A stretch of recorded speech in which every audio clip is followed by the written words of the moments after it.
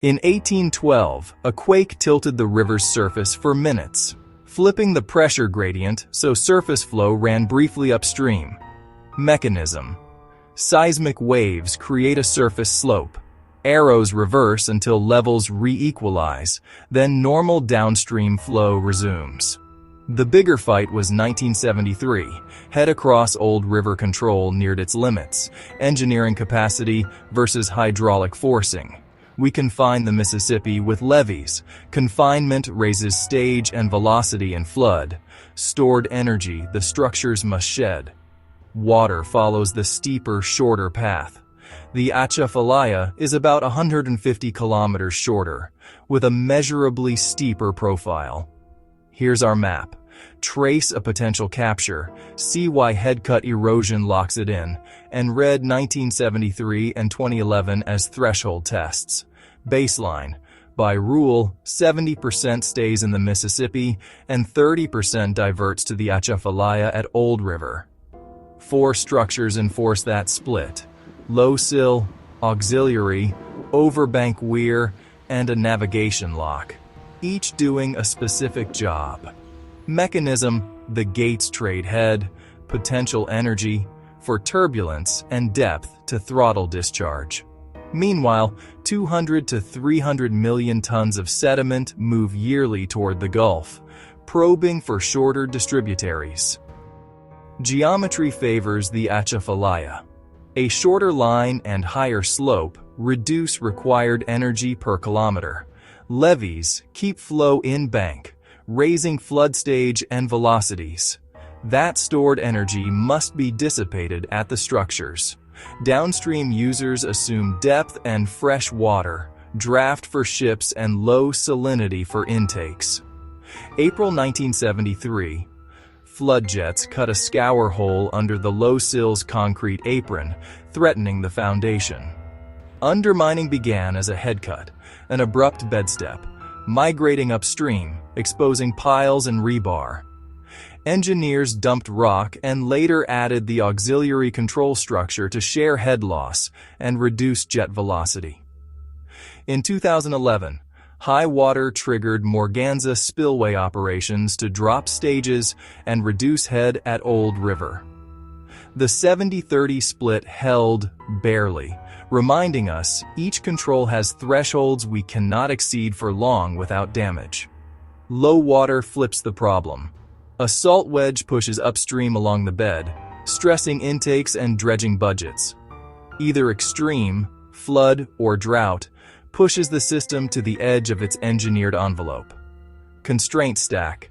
Navigation needs draft. Communities need protection. Intakes need fresh. Wetlands need sediment. The tie-down is gradient advantage. As stage and scour rise, the Atchafalaya's pull strengthens relative to the Mississippi. So what fails first when the system tips? Apron, foundation, or banks? And if capture starts, why not just close the gates? Because the moving part is the bed. The headcut outruns hardware. Finally, who gains and who loses when the main stem relocates along the steeper path? To see the cascade, start at Old River and then step 1 control downstream. Under extreme flood, gate jets excavate a scour hole. The concrete apron begins to undermine. Once rebar and piles are exposed, turbulence turns from noise into a cutting tool. The headcut migrates upstream. Every meter it gains steepens the local slope, pulling more water through. Operators shift flow to the auxiliary to spare the failing sill, raising stress on the second structure. Closing gates increases upstream head, accelerating side seepage and undermining. It buys minutes, not safety. To drop stages, upstream spillways open, redirecting water into floodways and lakes. Towboats queue. The river becomes a work zone with unpredictable cross-currents. Silt loads spike. Channels shoal faster than dredges can cut. High turbidity clog screens. Operators throttle pumps to avoid cavitation. If a breach opens beside the structures, the Atchafalaya's shorter path starts stealing the river. Head cutting is self-reinforcing. More flow deepens the new path, which attracts even more flow.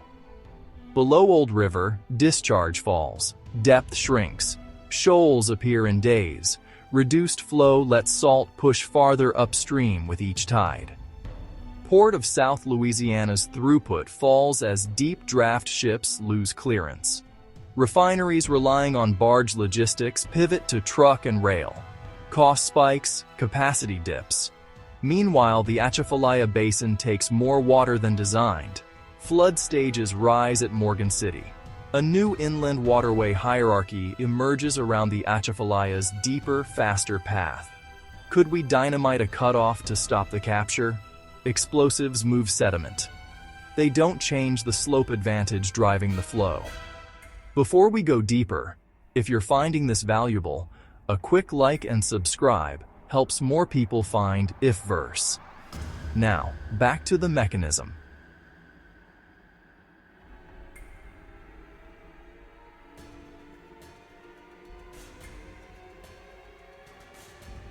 With structures failing, corps engineers face a binary: save the split or shift to an orderly capture.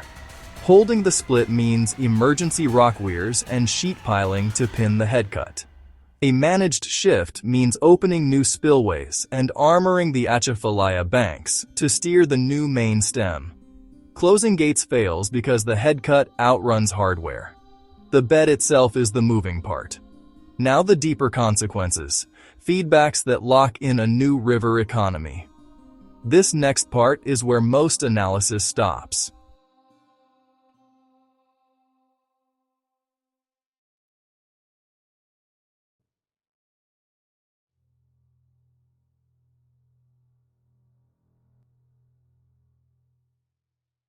If capture proceeds, New Orleans' deep draft edge fades. New terminals bloom along the Atchafalaya. Pipelines gain relative value. Rail and short-sea shipping become the buffer against draft volatility. More sediment enters the Atchafalaya Delta, accelerating land building, while the Plaquemines Delta starves. Cities add salinity barriers and upstream raw water pipelines to chase reliable fresh supplies. Insurers reprice flood and business interruption. Zoning follows premiums, not maps. Tow fleets repower for higher currents and tighter bends. Different boats for a different river.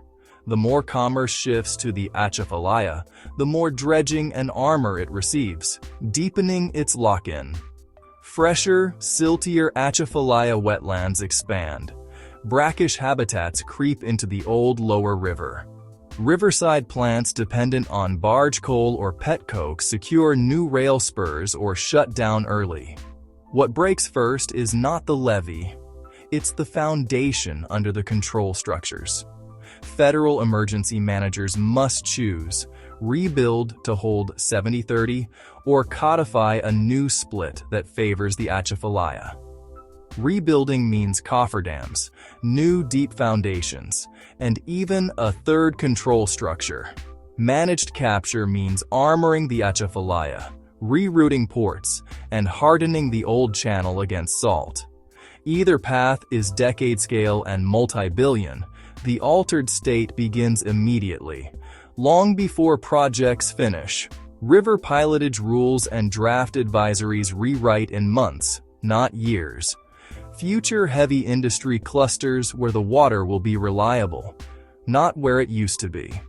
Avulsions like the Rio Kosi in India show how fast channels relocate when slope wins.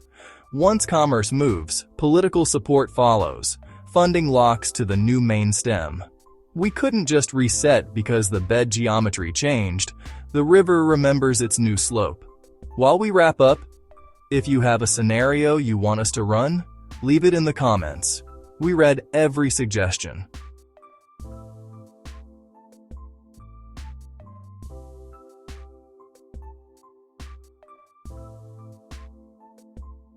Rivers are not pipes. They are negotiations between energy and sediment, and slope is the tiebreaker. Winners are places that align with the new gradient. Losers are assets anchored to the old bed. From a brief backward surge in 1812 to a near miss in 1973, the message is constant. The river will take the path that costs it less energy. Clarity comes from thresholds, head difference, scour rates, and structure capacities. Track them, and the future stops being mysterious. When a system survives by enforcing a ratio, 70-30, its real vulnerability is anything that changes the ratio faster than you can react. The altered state is not a disaster movie. It is a new map. And maps can be negotiated if you see them forming. What scenario should we explore next? Share your ideas below. You've been watching IfVerse, where imagination meets possibility. See you in our next reality.